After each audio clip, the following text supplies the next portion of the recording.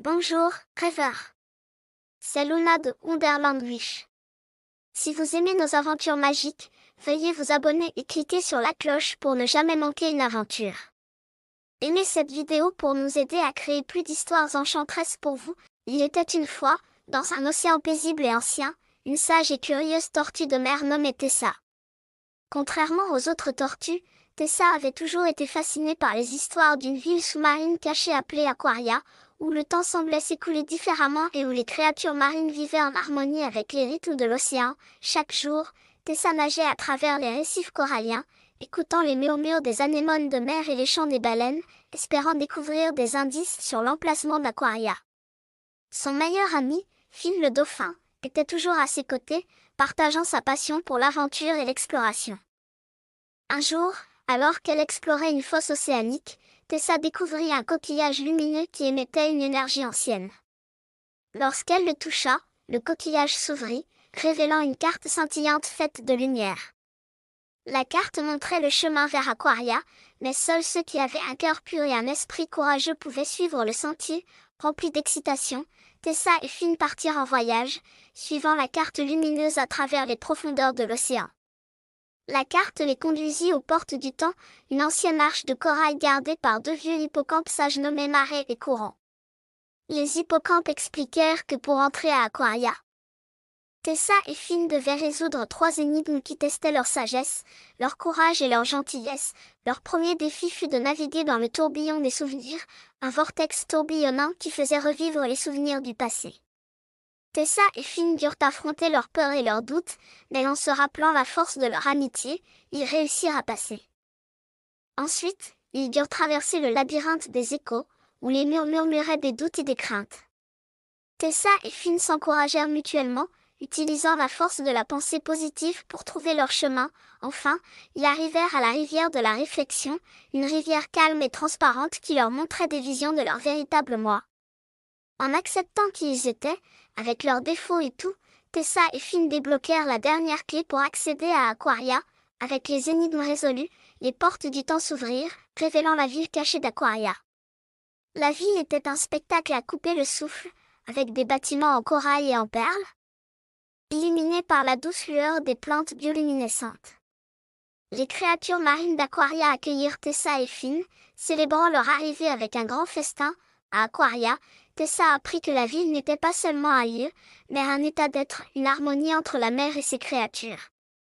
Elle réalisa que le temps à Aquaria s'écoulait au rythme de l'océan, lentement et paisiblement. Tessa et Finn passèrent de nombreux jours à explorer la ville, à apprendre ses secrets et à renforcer leurs liens. Quand il fut temps de partir, les habitants d'Aquaria donnèrent à Tessa un morceau de la carte lumineuse, afin qu'elle puisse toujours retrouver son chemin.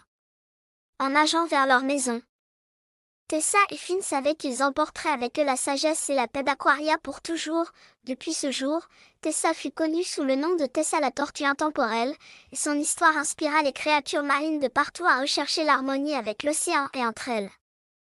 Merci d'avoir regardé. Il était une fois, dans les terres glacées du pôle Nord, un jeune et aventureux pingouin nommé Percy.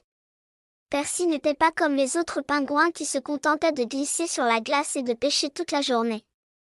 Il rêvait d'explorer les merveilles cachées sous la glace et de découvrir les secrets du monde gelé. Chaque jour, Percy s'entraînait à nager et à plonger, plongeant dans les eaux glacées et naviguant à travers le labyrinthe de grottes de glace. Son meilleur ami, Wally le morse, admirait le courage de Percy et le rejoignait souvent dans ses explorations sous-marines, bien que Wally soit toujours prudent quant à ce qu'il pourrait trouver, un jour. Alors qu'il plongeait près d'un glacier, Percy remarqua une étrange lueur émanant d'une grotte sous-marine. Son cœur battait d'excitation, et malgré les avertissements de Wally, Percy décida d'enquêter. Alors qu'il nageait plus profondément dans la grotte, la lumière devenait plus intense, révélant un cristal ancien incrusté dans la glace. Le cristal scintillait de couleurs que Percy n'avait jamais vues auparavant. Lorsqu'il le toucha, la glace autour commença à se fissurer, révélant un passage caché.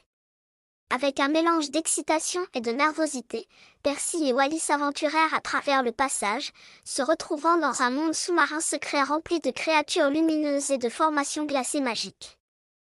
Dans ce nouveau monde, Percy et Wally rencontrèrent Aurora, une vieille narwhal sage qui gardait le cristal depuis des siècles.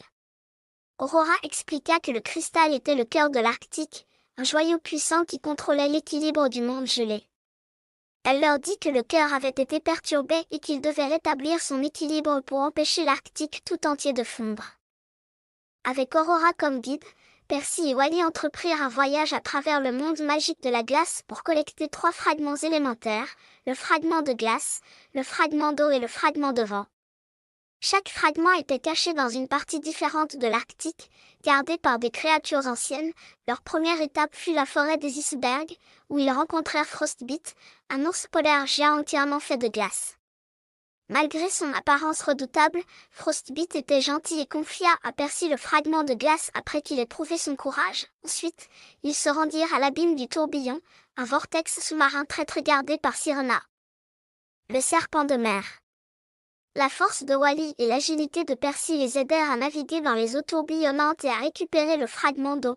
Enfin, ils gravirent les pics tempétueux, où ils affrontèrent Blizzard, le puissant aigle arctique. Avec l'aide de la sagesse d'Aurora, Percy et Wally déjouèrent l'aigle et prirent le fragment de vent. Avec les 3 fragments en main, Percy et Wally retournèrent auprès d'Aurora, qui les guida jusqu'au cœur de l'Arctique. Ils placèrent les fragments dans le cristal, qui commença à briller d'une lumière éclatante, restaurant l'équilibre de l'Arctique. Alors que la lumière s'estompait, Percy réalisa que le monde secret qu'ils avaient découvert était maintenant en sécurité, et que l'Arctique resterait gelé pour les générations à venir. Le cœur de Percy se gonflait de fierté, sachant que son aventure avait sauvé sa maison.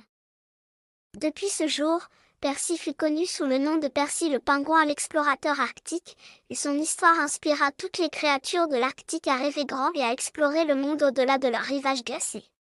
N'oubliez pas de vous abonner et de liker. Merci d'avoir regardé.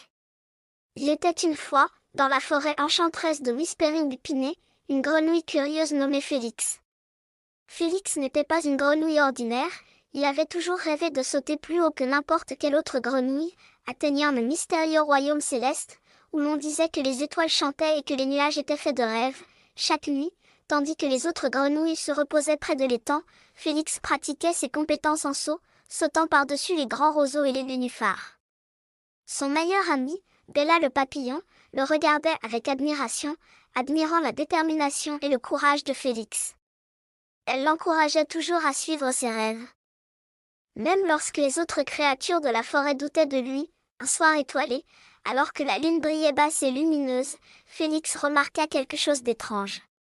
Un sentier de poussière d'étoiles tombait du ciel, menant au cœur de la forêt. Le cœur de Félix battait d'excitation alors qu'il décidait de suivre le chemin scintillant. Bella, toujours impatiente, voletait à ses côtés. Le sentier de poussière d'étoiles les conduisit à un chêne ancien, où un portail caché brillait de lumière cosmique. Félix et Bella échangèrent des regards excités avant de sauter à travers le portail, se retrouvant dans un royaume céleste rempli de galaxies tourbillonnantes et d'étoiles scintillantes. Dans ce nouveau monde, Félix et Bella rencontrèrent un vieux hibou sage nommé Orion, qui portait une cape de poussière d'étoiles et avait des yeux qui brillaient comme la Voie lactée. Orion leur expliqua qu'ils étaient dans le royaume galactique, un lieu où les rêves des étoiles deviennent réalité. Il leur parla de la quête du chercheur d'étoiles, un voyage pour collecter les légendaires gemmes étoiles qui déverrouilleraient les secrets de l'univers. Avec Orion comme guide, Félix et Bella partirent pour leur aventure, voyageant à travers des cieux étoilés et des paysages cosmiques. Ils rencontrèrent des lutins des étoiles amicaux, qui dansaient et chantaient des chansons du cosmos, les aidant tout au long de leur chemin. Leur voyage les conduisit au canyon des comètes, où les comètes filaient comme des étoiles filantes. Félix et Bella durent esquiver et se faufiler, riant et applaudissant alors qu'ils volaient à travers le canyon céleste. Ils découvrirent la première gemme étoile nichée dans la queue d'une comète, sa lueur brillante et chaude. Ensuite, ils s'aventurèrent dans les montagnes lunaires, où la lumière de la lune jetait une lueur argentée sur les sommets. Là, ils rencontrèrent Luna la lynx lunaire, une créature gracieuse avec une crinière de rayons de lune. Elle leur raconta les mystères de la lune et leur offrit la deuxième gemme étoile, qui scintillait de magie lunaire. Leur destination finale était le cœur de la nébuleuse, un lieu de couleurs tourbillonnantes et de lumière scintillante. Là, ils rencontrèrent Céleste le phénix stellaire, un oiseau magnifique aux ailes flamboyantes comme le soleil. Céleste leur confia la dernière gemme étoile, une gemme éblouissante qui contenait l'essence des étoiles. Avec les 3 gemmes étoiles en main, Félix et Bella retournèrent vers Orion, qui les félicita pour leur bravoure et leur curiosité. Il leur montra comment combiner les gemmes, déverrouillant un brillant spectacle de lumière cosmique qui révélait les secrets de l'univers. Alors que le spectacle céleste prenait fin, Félix et Bella se retrouvèrent de nouveau dans leur forêt, le ciel nocturne au-dessus d'eux brillant plus que jamais. Le cœur de Félix se gonflait de joie, sachant que son rêve d'explorer les étoiles était devenu réalité, et il chérirait toujours les souvenirs de leur aventure cosmique. Depuis cette nuit, Félix fut connu sous le nom de Félix la grenouille le chercheur d'étoiles, et son histoire inspira toutes les créatures de la forêt à rêver grand et à croire en elles-mêmes. N'oubliez pas de vous abonner et de liker. Merci d'avoir regardé. Il était une fois, dans les eaux bleues étincelantes de la baie des Coraux, vivait Oli la loutre. Oli n'était pas une loutre ordinaire, il avait un talent spécial pour découvrir des trésors cachés sous l'eau. Un matin ensoleillé, Oli trouva une carte ancienne mystérieuse échouée sur le rivage. La carte menait au légendaire récif arc-en-ciel, censé abriter les poissons les plus magiques et colorés de l'océan. Excité par l'aventure, Oli partit avec ses meilleurs amis, Sammy l'hippocampe, Tilly la tortue et Bubbles le beluga. Ensemble, ils traversèrent des forêts de varech, explorèrent des navires coulés et naviguèrent à travers des labyrinthes de corail. En chemin, ils affrontèrent divers défis tels que fuir un gigantesque poulpe, résoudre des énigmes posées par une vieille sage et éviter les chemins piégés gardés par des méduses. Au fur et à mesure de leur périple dans l'océan, ils rencontrèrent de nouveaux amis comme Lola la méduse lumineuse, qui éclaira leur chemin dans les tranchées sombres, et Pipa le dauphin joueur, qui leur apprit l'art de la nage synchronisée. Enfin, après une longue et passionnante aventure, ils atteignirent le récif arc-en-ciel. Le spectacle était à couper le souffle, un kaléidoscope de couleurs avec des poissons scintillants comme des pierres précieuses. Ils découvrirent même la grande perle de sagesse, qui leur accorda un vœu chacun. Oli souhaita que les récifs coralliens restent beaux et en bonne santé pour toujours. Sammy souhaita devenir l'hippocampe le plus rapide de la mer. Tilly souhaita avoir une carapace incassable. Et Bubbles souhaita que tout le monde dans l'océan soit toujours heureux. Avec leurs vœux exaucés, Oli et ses amis rentrèrent chez eux en héros, prêts pour d'autres aventures sous-marines. Et à partir de ce jour, les récits de leur incroyable voyage se répandirent loin et inspirèrent d'autres jeunes créatures marines à explorer les merveilles de l'océan. En tant que héros célébrés par les créatures de la baie des Coraux, Oli et ses amis partageaient des histoires de leur aventure, encourageant tout le monde à protéger et à chérir l'océan. Les récifs coralliens prospérèrent, et l'océan devint encore plus vibrant et plein de vie. Oli, Sammy, Tilly et Bubbles continuèrent à explorer, découvrant toujours de nouvelles merveilles et aidant leur monde sous-marin à prospérer. Un jour, alors qu'ils nageaient près d'une épave, Oli remarqua une lueur d'or. Ils enquêtèrent et découvrirent un coffre au trésor rempli de pièces anciennes et de bijoux. Parmi les trésors se trouvait une boussole dorée. Lorsqu'Oli la ramassa, la boussole commença à briller et à pointer vers une partie éloignée de l'océan. Intrigués, Oli et ses amis décidèrent de suivre la boussole. Leur voyage les mena à travers des eaux inexplorées, où ils rencontrèrent des créatures marines rares et fascinantes. Ils rencontrèrent un kraken timide mais amical nommé Kai, qui les aida à naviguer à travers une dense forêt d'algues. Kai leur parla d'une ancienne cité sous-marine appelée Atlantica, où la boussole était censée mener. Les amis nagèrent sans relâche pendant des jours, affrontant de nouveaux défis et se faisant de nouveaux amis en cours de route. Ils rencontrèrent un banc de poissons lumineux qui éclairait la nuit, un groupe de sirènes chantantes qui partageaient des chansons de la mer, et une vieille tortue sage nommée Tiberius qui leur donna des conseils et les encouragea. Enfin, ils atteignirent Atlantica, une ville magnifique faite de corail et de perles, brillant doucement sous la surface de l'océan. La ville était en difficulté, car sa magie s'affaiblissait et les habitants perdaient espoir. Oli et ses amis découvrirent que la grande perle de sagesse qu'ils avaient trouvée plus tôt était la clé pour restaurer la magie d'Atlantica.